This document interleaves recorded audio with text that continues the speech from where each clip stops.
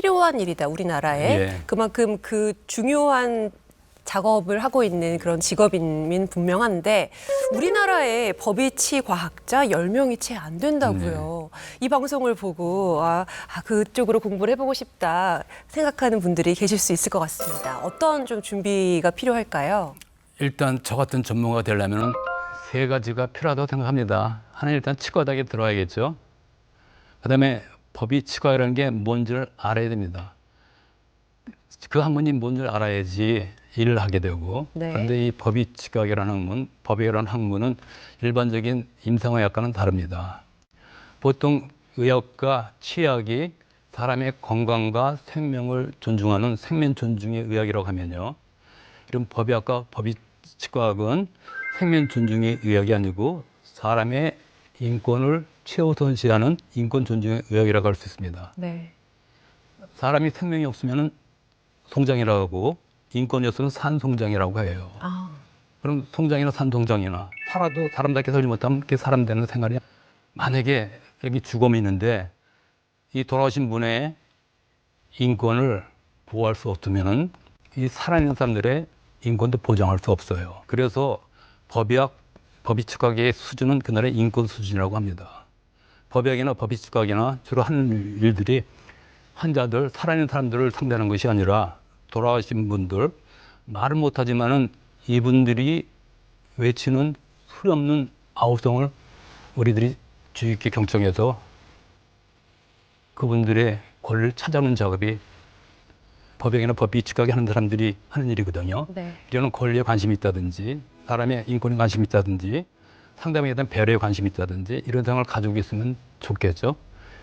그리고 학교 들어서 이런 걸 안다면은 마음에 꽂혀야지 하지 꽂히지 못하면 할 수가 없습니다. 그래서 치과대에 들어야 되고 이 학문이 뭔지 접해야 되고 그다음에 그 접한 다음에 그 지식을 통해서 그게 내 마음속에 와닿을 때 이해를 할 수 있다고 저는 생각합니다. 그러면 많은 법학이나 법학 종사하는 분들이 대충 저 같은 마음을 가지고 있다고 저는 생각합니다.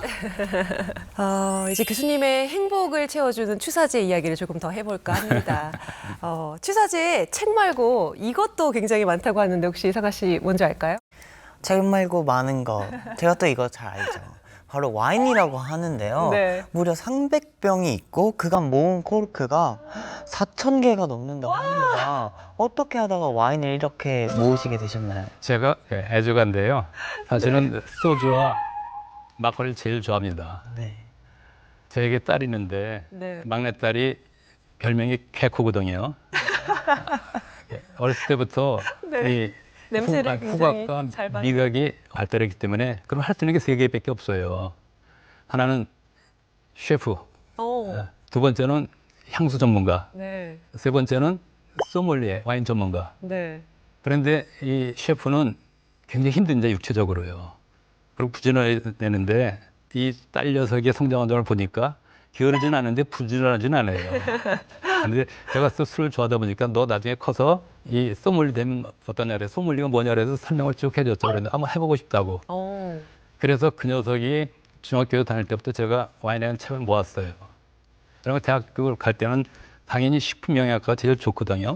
너 식품영양학과 가면 어떠냐 했더니 이 녀석이 안 가고 전공을 다른 걸 택하더라고요.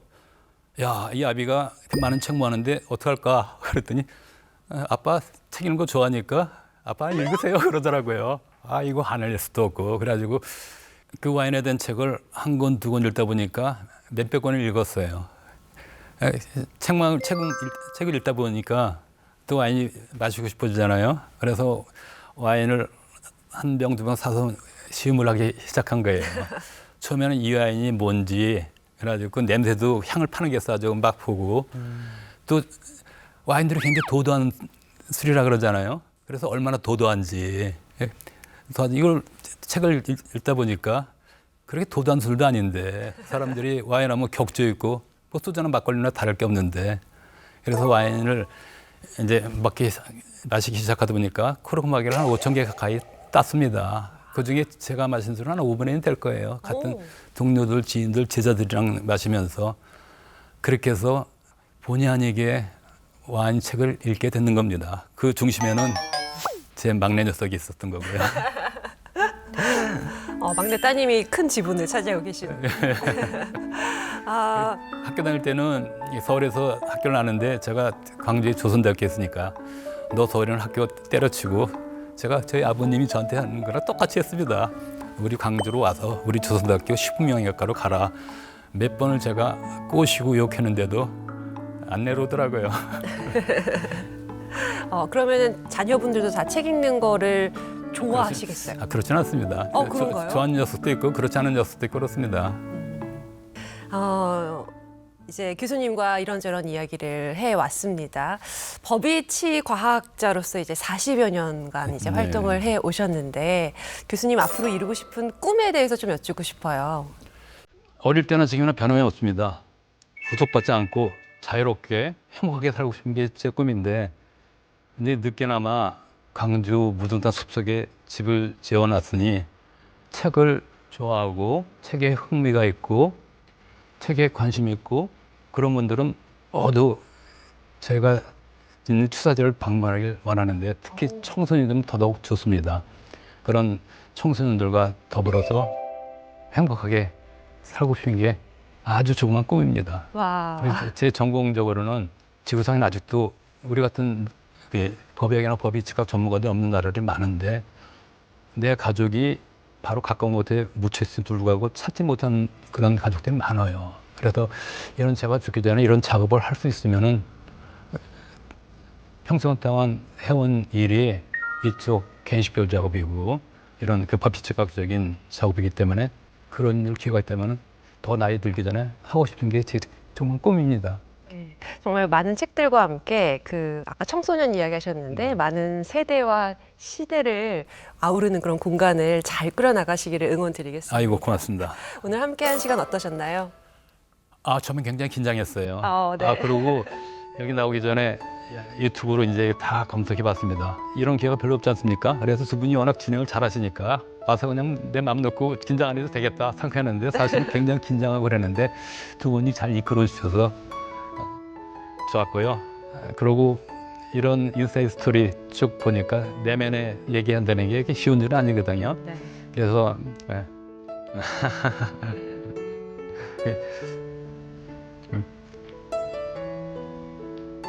좋았습니다. 뭔가 좀 내면의 이야기를 이제 이야기하시려다가 뭔가 마음이 좀 울컥하셨나 봐요. 네. 민낯을 드러낸다는 게 이렇게 쉽지는 않잖아요. 네. 제 직업상 얘기한다면 그냥 막 그러는데 아까 두 분께서 초등학교 때는 어땠냐 그다음에 맞아요. 제가 아픈 곳이면서도 어떻게 보면 즐거운 거거든요. 그런 추억들이 어렸을 때는 굉장히 초등학교 때, 중학교 때, 고등학교 때 여행을 다니다 보면은 혼자 다니고 그러니까 그때 어린 나이예요.